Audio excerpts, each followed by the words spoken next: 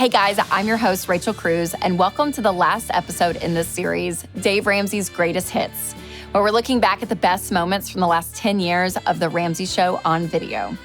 And for this final episode, we're highlighting Dave's top teaching moments. And I'm talking about everything from paying off debt, to building a home, to buying a car, all the classics. I promise you're going to get some wisdom you didn't even know you needed right now. So check it out. This is the show where we talk about money in a way everyone can understand it and in a way that applies to everyone. The danger of these simple concepts is those of you that view yourself as intellectuals, those of you that view yourself as sophisticated, sometimes you look at something that's simple and you don't understand how profound it is. Like the borrower is slave to the lender.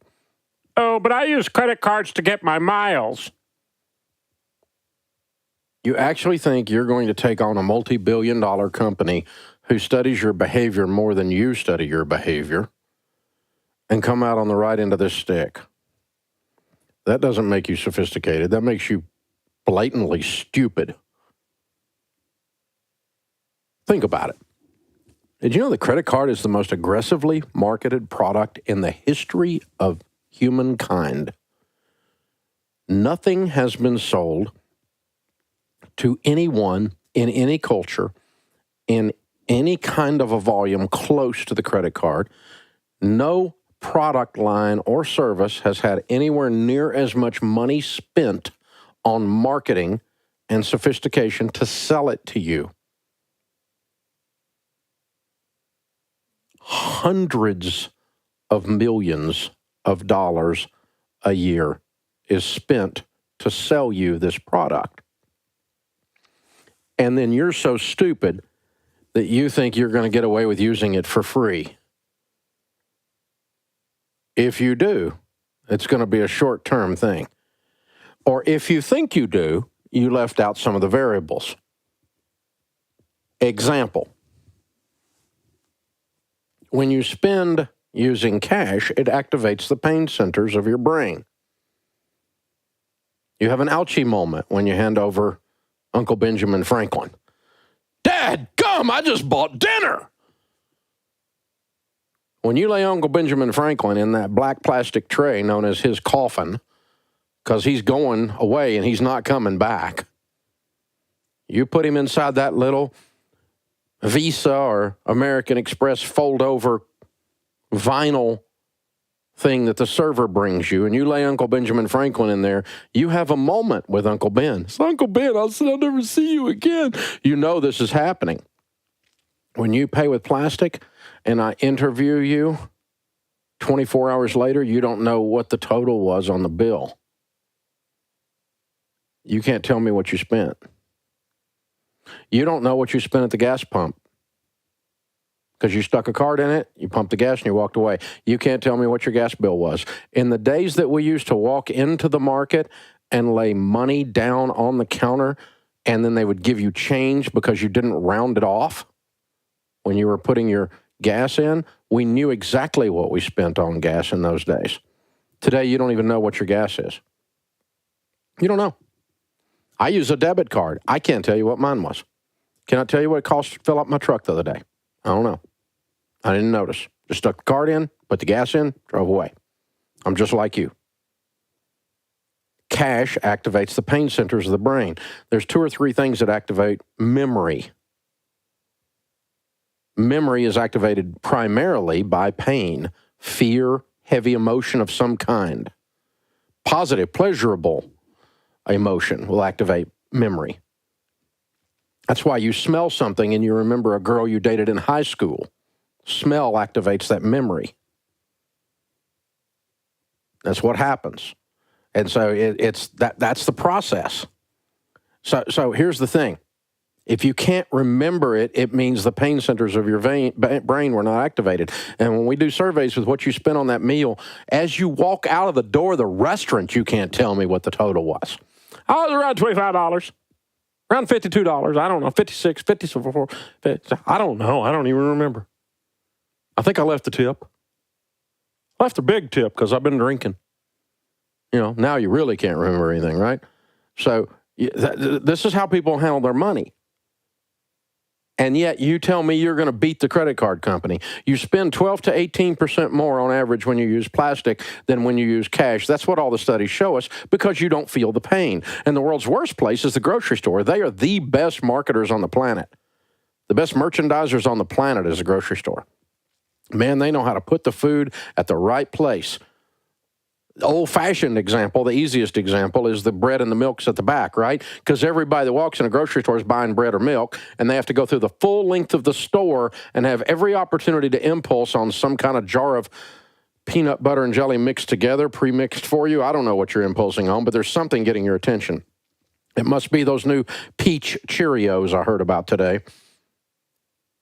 And guess what? All the stuff is at the eye level that gets your attention, and they pay for the shelf position as you walk to the back to get your bread and milk, and you can't walk out without spending money. It's the aisles are designed for you to buy stuff. And when you use plastic at the grocery store, you have no idea what your grocery bill is. And you spend more. You spend more on clothing. Oh, yeah, throw in that accessory. Oh, yeah. You'll pick up other people's tab at the restaurant. I'll buy your dinner tonight. Not think anything about it. Just drop $50. Never think a thing about it. Now, I'm not saying you shouldn't be generous. I'm not saying you shouldn't accessorize. And I'm not saying you shouldn't enjoy some purchases at the grocery store. I'm just saying you ought to do it on purpose. And if you think that credit card use, even if you're paying it off every month, costs you $0, then you are a very naive individual that has been influenced by an industry that has spent more to influence you than any other industry in the history of the world. That should give you pause. That should give you pause. If anybody else was selling you that hard on anything, your shields would go up. But for some reason, when it's credit cards, we're like, oh no, Dave, I have this figured out. I'm 26 and I've got this figured out. I'm 26 years old. I make $42,000 a year, but I'm going to beat up on old Discover card. They don't know anything. I've got them beat. I'm getting those Discover points. Not costing me a thing. You know how stupid that makes you sound when you say stuff like that?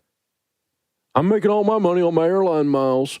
You know, I've met with thousands of millionaires. I've never met a millionaire who said, Dave, you know, I made all my money on my airline miles. Dave, my breakthrough was my Discover points. I'll pay mine off every month, Dave. I'm beating up on the credit card company. I'm getting the use of their money, wink, wink. Millionaires just don't say stuff like that. Now, some of them use a credit card. They do pay it off every month. But I got to tell you, their lifestyles are so conservative. Beside, you know, when I set them up next to you middle-class people who are spending everything you make and trying to convince me that I'm a troglodyte because I don't use credit cards, well, I'm not broke anymore. This is a multimillionaire troglodyte you're listening to. Why? Because I start understanding that behavior affects your ability to build wealth more than all your little math tricks you think you see all the variables on. The borrower is slave to the lender. It doesn't say accept airline miles. The borrower is slave to the lender. It doesn't say accept Discover points. The borrower is slave to the lender. It doesn't say accept I got 0% interest on my new car, which lost $7,000 when I drove it off the lot, so it's not really 0%, is it? How stupid are we? I mean, you're gonna hand me a nickel in front of me while you're picking a $100 bill out of my back pocket and call me smart. Think, people. Think. So, as you know, most of you that listen regularly, we've been on the air now for a little over 25 years. Even before I was on the air, I was teaching people about money. When I first started this stuff, I'm a math nerd. I've got a degree in finance. I had all the letters and licenses after my name and all the different things. And, you know, I was real concerned about the math. Really concerned about the math. And I would sit down with people and show them how to get out of debt. And they would go home and promptly not do it. It was really frustrating. I started figuring out that hope has more to do with you winning with money than math does. Because hope gives you, well, it's fuel on the fire. It gives you a reason to make changes. a reason to do something you've never done before. And really what we're saying here is that personal finance is about 80% behavior. It's only about 20% head knowledge and math. The problem with your money is not your math. The problem with your money is the person in your mirror. They're screwing up everything. If I can get the guy in my mirror to behave, he'd be skinny and rich, right? That's what I figured out. So I quit telling people to get out of debt,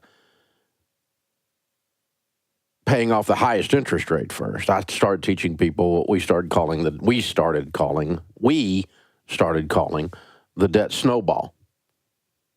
And it's a real tough metaphor to grasp. You list your debts, smallest to largest. You pay minimum payments on everything but the little one. You attack the little one with a vengeance. Scorched earth lifestyle. Sell so much stuff the kids think they're next. Take 16 extra jobs. Name the dog eBay and put him there. Put the cat on Craigslist. We're getting out of debt. We're getting out of debt. And you pay everything. You stop all investing temporarily and completely focus all your emotional, spiritual, financial, relational energy on that smallest debt. Everything goes on that. When that one's gone, you take the payment that used to be there and any other money we can squeeze out of our budget and we throw it at number 2. And when that one's gone, then we take the payments from 1 and 2. The snowball rolls over again. It picks up more snow and you attack number 3.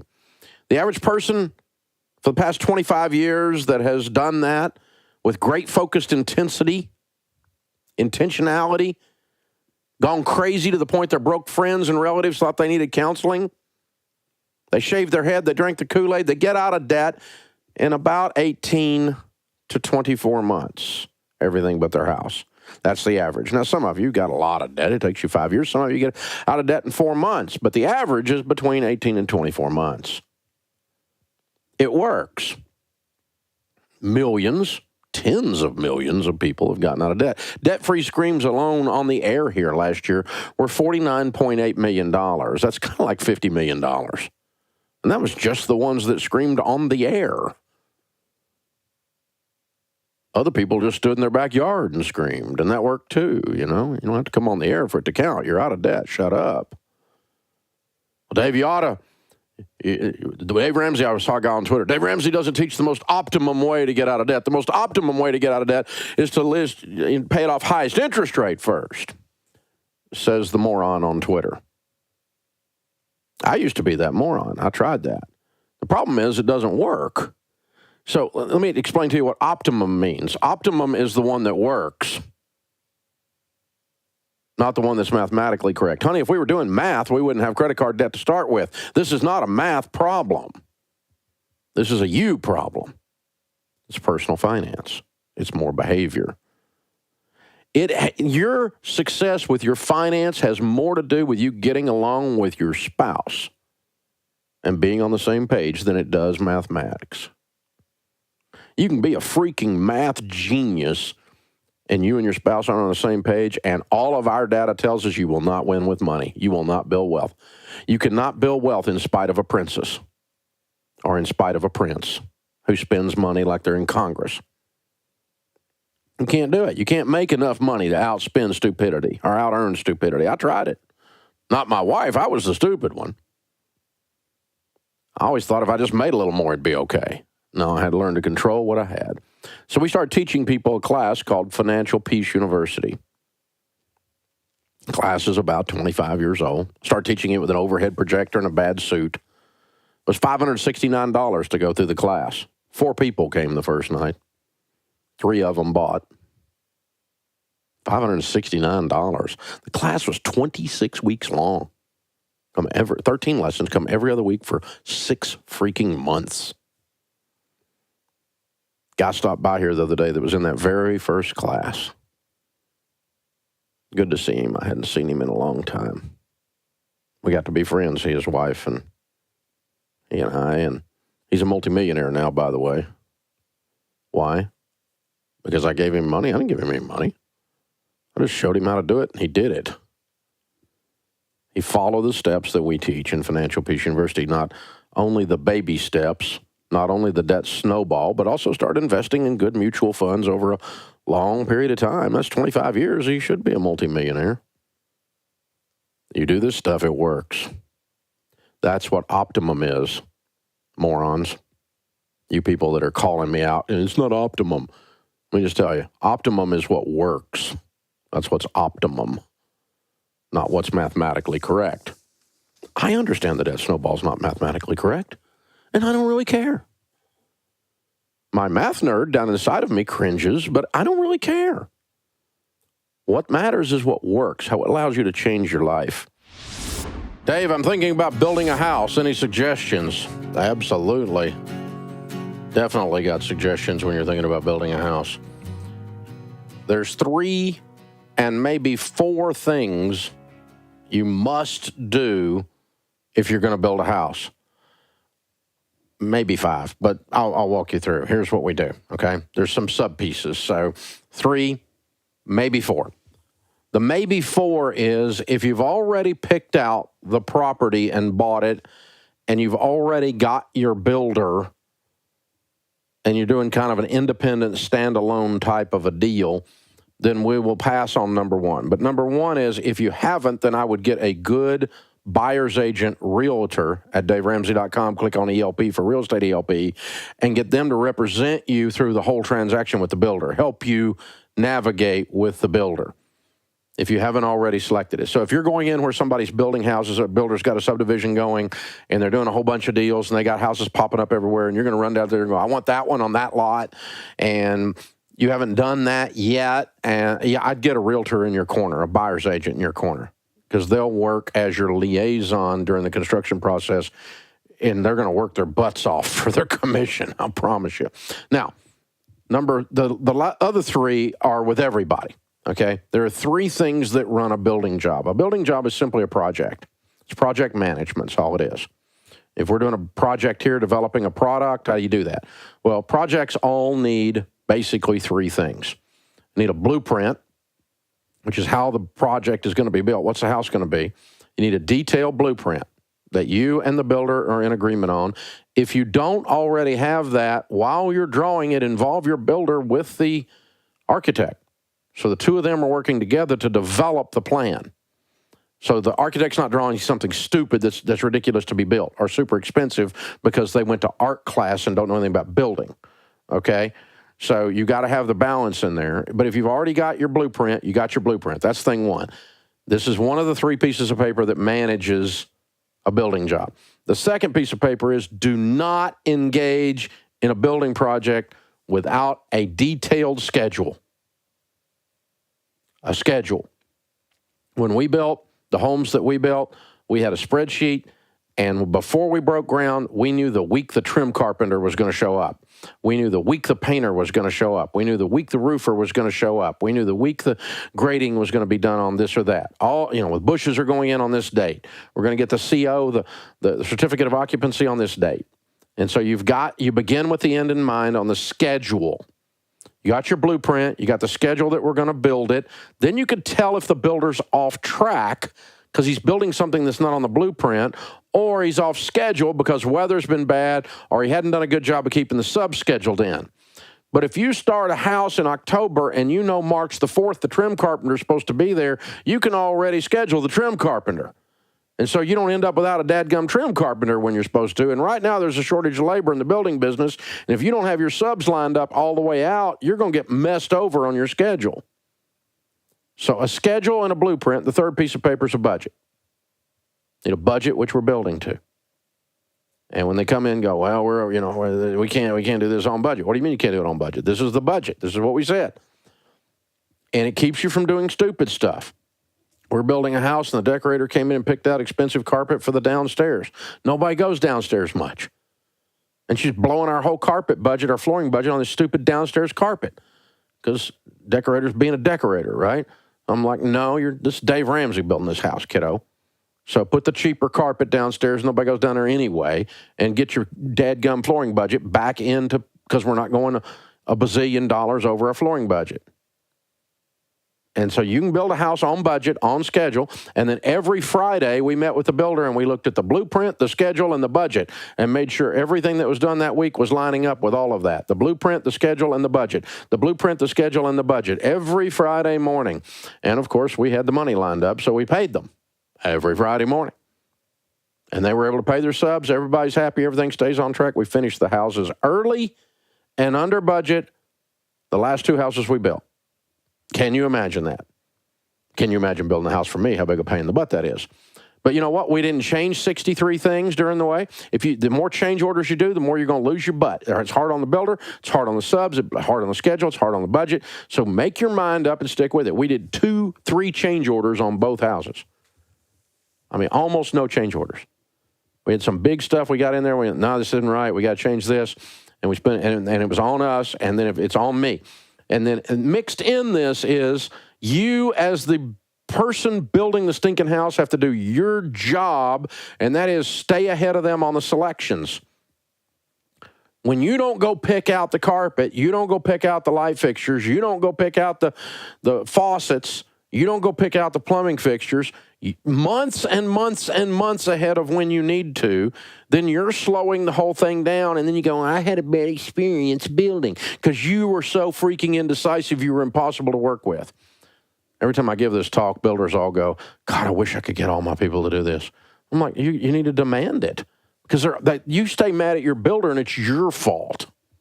Now, sometimes builders are doofuses too, like any other business. But if you've got a quality realtor helping you lead your way through this, and you'll do the budget, the blueprint, and the schedule. The budget, the blueprint, and the schedule. Manage to that, and you stay ahead of them. Don't you be the problem. You make your decisions. And a friend of mine took him an extra year to build his house because he couldn't get his wife to go pick out the crap. I mean, I'm having a fit. And she couldn't make up her mind. I'm going to kill her. What are you talking about? She can't make up her mind. A year? Well, we enjoy the process. I don't enjoy process. I want to get it done. I'm like, why am I building a house? Because it's a game? No, I'm building it to move into it. So you stay ahead of them. You don't stop them from anything. You don't get in the way. You don't be a problem child. And don't you go over on the site and start telling subs stuff's wrong. You're not running the job. The general contractors run the job. If you're going to go around the site, the only thing you do is take food, smile, and tell everybody how wonderful they are. And if you got a problem, you call your builder, you call your general contractor. Don't you go telling the electrician the plug's in the wrong place.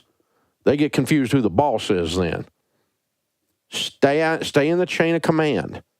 Keep stuff picked out. Be a pleasant experience, and you will have a pleasant experience. But manage it like it's a project. I mean, people wander around the barn building these houses, and it takes you forever to get them done. I've got some friends that build houses here in the area, and they refuse to build houses for people. They build them as specs, and when they're done, you can move in them. You can buy them, but they won't let you be involved because people drive the builder crazy by being indecisive and changing stuff halfway through. And a country music girl in our area was building a house, and she and her decorator changed everything. It took them an extra year, and they spent an extra $4 million on an $8 million. I mean, it was supposed to be a $4 million house. It ended up being $8 million, and it took them an extra year to build it. All because she changed everything. She built a stupid house twice as she was going up. Just change. The whole house was change orders. I mean, it's ridiculous. No, that's a dumb way to build a house. It drives everybody crazy. It makes the decorator money, makes the builder money, makes the builder crazy, and makes you, the customer, crazy and broke. Figure out what you're going to do and do it. Have a clear path to building a house. And you'll have a great experience if you do that. I have had great experiences. Now, no project of that size happens without glitches and without you having to have some discussions from time to time, like get your butt in gear kind of discussion. But that's true of managing any project. You got to line the labor sources up and get things moving. Like, dude, you guys are 2 weeks behind. How you going to make it up? I don't know. It's been raining. Well, make it up. I mean, I come over here, you ain't working. It's 2 o'clock in the afternoon. Where the flip are you? Folks, if you listen to this long enough, you hear the show long enough, and you listen to the Debt Free Screams long enough, you find there's two types of people with money. Well, there's a lot of types of people, but people fall largely into two buckets. There's the bucket of people who are doing their debt-free scream, or someone like the young lady we interviewed in our lobby just a few minutes ago. They are happening to their money. The other bucket of people is the people, the money happens to them. Dr. Stephen Covey used to say in his book, The 7 Habits of Highly Effective People, the number one habit of highly effective people is they are proactive. They happen to things. Everything doesn't happen to them. You make the assumption that we can't control all the external variables in our life, but we are largely in charge of our own destiny.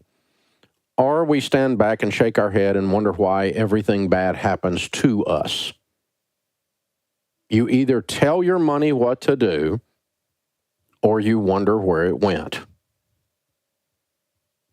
Money flows from people who do not manage it to the people who do manage it. If you take someone who manages money well and as a result has become wealthy, and they lose everything, they will become wealthy again. Because the things that made them wealthy that did not leave when the money left. And when you take someone who does not manage money well and they're given a pile of money, have you ever noticed they end up with nothing? Because they don't happen to their money happens to them. Case in point, lotto winners. Someone wins the lottery, the bankruptcy rate is fourfold the national average. 4 times as likely to file bankruptcy if you win the lottery as not. Isn't that weird? The vast majority of lotto winners a decade later have nothing. Because the very thing that caused them to play the lotto in the first place gives you an indication that you're going to lose it. That's why some athletes, when they get money, end up with nothing. Because the only skill they've got is athletic skill. They had no character, no ability to manage the money, no ability to say no, no ability to have good relationships and boundaries. Those are the things that lead you to build wealth. And so wealth is an intentional act. Now, bad stuff can happen to people, and sometimes people are poor because people are oppressing them. I understand that. I'm not picking on the poor. That's not what I'm doing. But what I am saying is that sometimes you're where you are because of a series of decisions you've made. As a matter of fact, usually you're where you are. And you can make new decisions. You don't have to, well, my family, the way I grew up in my neighborhood, my people, those are how sentences start when people are going to explain why they're losing and it's not their fault. The little man can't get ahead. People like me, you don't understand about the isms that are out there. Yeah, I do. Isms are real. They're real. But I meet people every day who overcome their isms. Sexism, racism. People overcome their isms all the time. Hard work, hustle, smarts, looking forward, controlling the destiny. Can everybody do it? Apparently everybody can do it, but most people choose not to. They choose not to control the variables in their life. And so it comes down to something as simple in personal finance as doing a budget. When you do a budget, it is you exercising the fact that you believe you control your destiny. If you're a victim of destiny, why would you ever do a budget? If you're going to be controlled by an ism, if you're going to be controlled by the way you grew up, if you're going to be controlled by people in my family, people of my heritage, people of my ethnic background, people of, you fill in the blank, if you're going to be controlled by that, I grew up on the other side of the tracks, Dave. Most millionaires did, by the way. The vast majority of millionaires grew up on the other side of the tracks. The only difference in them and the next door neighbor that's still on the other side of the tracks is they decided they didn't want to live there. So they picked their butt up and they moved. to the other side of the tracks. They lived like no one else so that later they could live and give like no one else. Consequently, we see things like the 5 million families that have been through Financial Peace University. You know what the number one data point between them being successful are the ones that are successful going through that, getting out of debt, and the ones that aren't? The number one data point is to do a budget. We can predict your success in Financial Peace University by the second class. It's 9 classes when you go through, 9 lessons. The second lesson, we can tell if you're going to be successful. Did you come in with your zero-based budget done in every dollar the way we teach you? No, I've got my own version of Dave Ramsey. I've got my own version of SMART. I'm Ish. I'm Dave Ramsey-ish. I'm going to do Financial Peace University-ish. You're not going to make it. Our data, when 5 million people do something, you got good data, okay? We got good data. We know exactly who's going to make it and who's not. We can study your behavior and tell you, if you keep on this path, you are going to fail. And you've already started down the wrong path, so you got to turn around and go back and start again.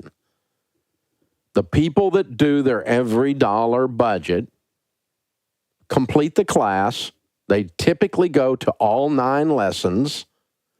They stay in the membership for a year, continuing to watch online. They download the podcasts. They watch the debt-free screams on YouTube to stay inspired, to stay on their budget.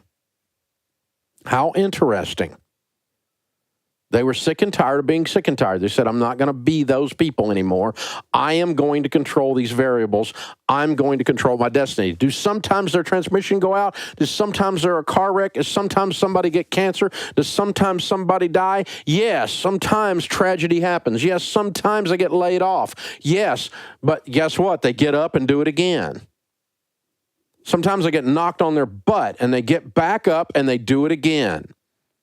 And you get back up and you do it again when you have a plan and when you believe you're in control of your destiny.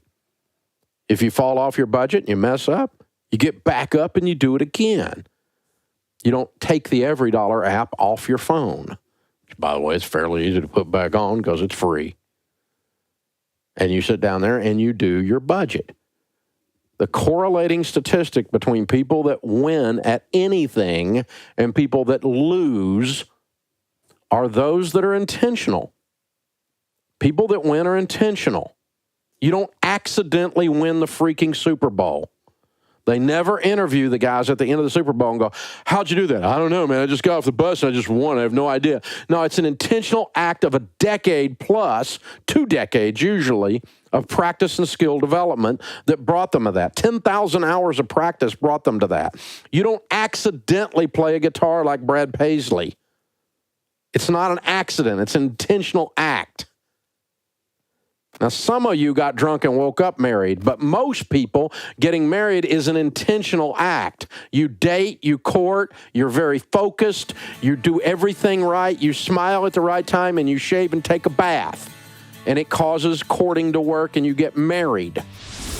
As we've been doing this millionaire research, one of the pieces of data that we've discovered is by studying 10,000 millionaires, that the average millionaire drives a 4-year-old car with 41,000 miles on it, and of course it's paid for, and they haven't had car payments in decades, which is how they became a millionaire, because the average car payment now is over $500, about $504 a month over 84 months. If you invest $504 from age 30 to age 70, you'll have somewhere around $5 million in your Roth IRA. I hope you like your car. Our advice, knowing that cars lose 60 to 70% of their value in the first 4 years, is to buy a quality used car unless you have a net worth in excess of $1 million. Then if you want to buy a new car, you can afford to take the loss on it. But the worst car accidents do happen on the showroom floor. Well, Dave, I'm always worried about buying a used car. Well, what are you driving? If you're driving a car that you bought 2 months ago, it's now a used car. If you're driving a car you bought 5 years ago, it's a used car. What are you driving? Listen, the vehicle quality is so high now that we get through 300,000 miles out of a car.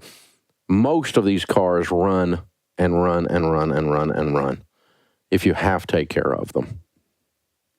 So don't buy a new car unless you've got a net worth in excess of $1 million. Now, how do you negotiate the best deal on your car? Well, the same way you do a lot of things. There's a couple of keys to negotiating. One is he with the most knowledge wins. So study. Learn about that car. Go on Trader.com. Go on Kelley Blue Book and Edmunds.com and look up stuff about the car. Google the car. Read articles about the car. Look at different versions of the car, different packages that are on the car. The luxury package, the standard package, the two-door, the four-door, the different engines that are in that particular car. Learn all about a Honda Civic if you're going to buy a Honda Civic. Learn. People impulse a big purchase like a car. That makes you stupid. You don't impulse that. You study that. And then pay cash, of course. Now, most of the time, paying cash means that you are doing a bank transfer. But sometimes you can walk in with the cash and just lay it on the table. It's not that much money. I mean, $7,000, $10,000, $15,000, whatever. It kind of blows a dealer's mind, but certainly if you're buying from an individual, when you put cash on the table, it says we have a deal. It doesn't say, oh, I need to check with my banker. You ever sold a car on Craigslist? I need to check with my banker, and then you never hear from them again. I'll take it, but my banker will do it, and never hear from them again. But when you lay cash on the table, there's no, I need to check with my banker in there. It's a done deal, baby. It's locked in, right?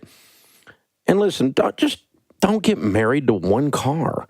Be prepared to walk away. Listen, when you bought something emotionally, even the most inept seller recognizes the body language changes. I mean, you guys know when somebody's bought something, right? Even though they haven't done the deal. The negotiation's over once they know you're married. I'm married. I have to have this car. So just be quiet. Let them talk, the seller, that is. Tell them, you've looked this car up, you've studied a lot, this seems a little high. And then be quiet. Let them talk. You can negotiate online. There's a lot of ways you can do it. You can have the car inspected. And a good thing to do, too, is check with one of our endorsed local providers on the insurance side and find out what it costs to insure that car. You might be looking at one $7,000 car that's almost twice as much to insure as another $7,000 car. All right, you guys, that's a wrap on this limited series, Dave Ramsey's Greatest Hits. I loved looking back at the last 10 years of The Ramsey Show on video, reliving some of the best moments, and honestly, seeing how consistent Dave has been over time. It really is a testament to the timeless money principles that we still teach on The Ramsey Show. And yes, some things have changed. The studio has gotten a makeover. Dave's fashion choices may or may not have gotten a makeover. And now we have a whole team of personalities instead of just Dave. But despite all these changes, the advice we teach has stayed the same. It still works. And if you follow our money principles, you will build wealth. Good news, you can keep up with our life-changing content every weekday on The Ramsey Show. Just make sure that you're subscribed to The Ramsey Show channel. And as always, thank you so much for joining me for Dave Ramsey's Greatest Hits.